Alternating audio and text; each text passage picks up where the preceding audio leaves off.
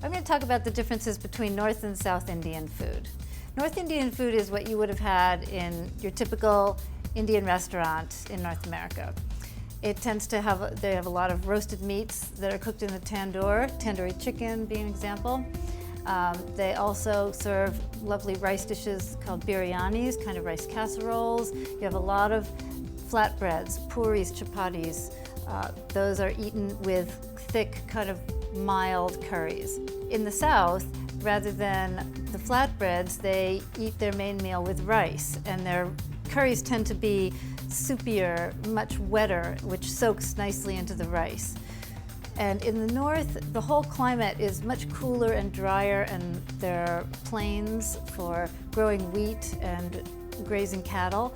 So dairy is a big ingredient, ghee, clarified butter, cream, yogurt, buttermilk. These are all things used to flavor and thicken their curries.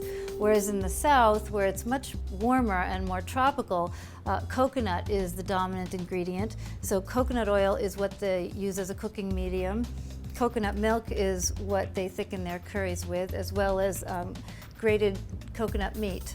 The North Indian curries tend to be a little milder. The South tends to be a little spicier and a little more sour too. So you have a kind of a hot, tangy, vibrant flavor profile in the South, and in the North you have a more toasty, mild, creamy flavor profile. In the South, they use their spices ground into wet masalas. In the North, they dry roast their spices and then grind them, giving the curries a really nice roasted flavor. One way to think about the differences is if you picture a map of India and you draw a line across the middle, the northern part has a cuisine that tastes more like Middle Eastern cooking, and the southern part has a cuisine that tastes more like Southeast Asian cooking. So they're very different, they're both very delicious.